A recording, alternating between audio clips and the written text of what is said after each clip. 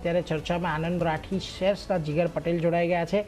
જીગરજી, સ્વાગત છે આપનું। Very good morning. અને જો આપણે ગયા અઠવાડિયે જે પ્રકારે ચર્ચા કરી હતી 24,000ને પાર બજાર જાય એવી અપેક્ષા આપણે રાખી રહ્યા હતા, અને ઇનફેક્ટ જે થોડુંક વૈશ્વિક પરિસ્થિતિની અંદર પણ જે પરિવર્તન આવ્યું છે, ઈરાન અને અમેરિકા વચ્ચે ડીલ થવી, ક્રૂડનું ઘટવું, આ બધું આપણા માટે ખાસું એવું પોઝિટિવ છે।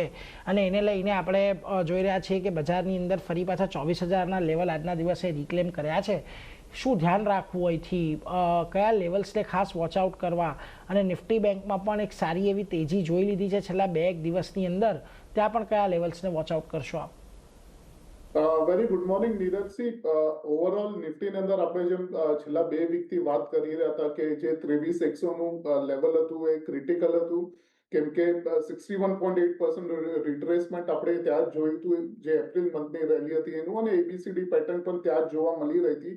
એટલે કરન્ટલી ઓલમોસ્ટ 1000 પોઈન્ટની રેલી આપણે જોઈ છે 23,100 થી લઈને કરન્ટલી અત્યારના 24,050 દેખાડી રહ્યું છે। એટલે ઓવરઓલ ઇન્ડેક્સ લેવલે થોડું ઓવર એક્સટેન્ડેડ છે, અને ડેટા એવું દેખાડે છે કે હજી પણ એક્સટેન્શન થઈ શકે છે ઉપર, એટલીસ્ટ 24,300 સુધી। આપણે અગર આજે 24,100 ની ઉપર ક્લોઝિંગ આવે છે તો એક વખત એક્સટેન્ડ થશે 24,300 સુધી, એટલે 24,100 ને 24,300 નું એક મહત્વનું રેઝિસ્ટન્સ માની શકે આપણે। અને ડાઉનસાઇડમાં એક ઓવરઓલ છેલ્લા 2 દિવસનો જે લો છે સમવેર નિયર 23,800 850 નો એક ક્રિટિકલ સપોર્ટ છે, એટલે 3 થી 4 દિવસ સુધી આ ઝોનમાં આપણે ટ્રેડિંગ થતા જોઈ શકીએ છીએ। અને ઓવરઓલ નિફ્ટીની અંદર બાઇંગ કરવાની જ સલાહ છે કરંટ રેટથી, અને 23,800 નીચે એક સ્ટોપ લોસ રાખશું, 24,300 નો એક ટાર્ગેટ લઈને ચાલશું ઓવરઓલ નિફ્ટીની અંદર।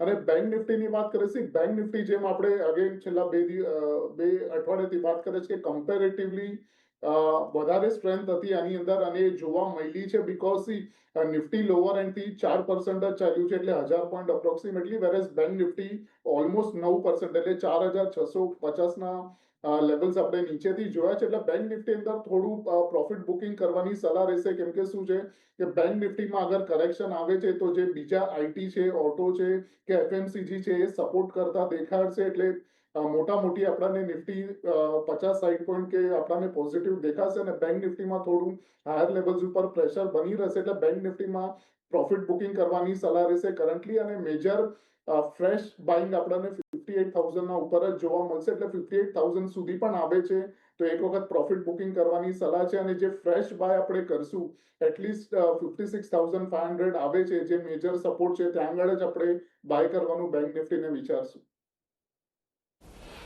એટલે જુઓ, અહીંયાથી ખાસ કરીને બંનેમાં અત્યારે થોડુંક વેટ એન્ડ વોચની સલાહ છે।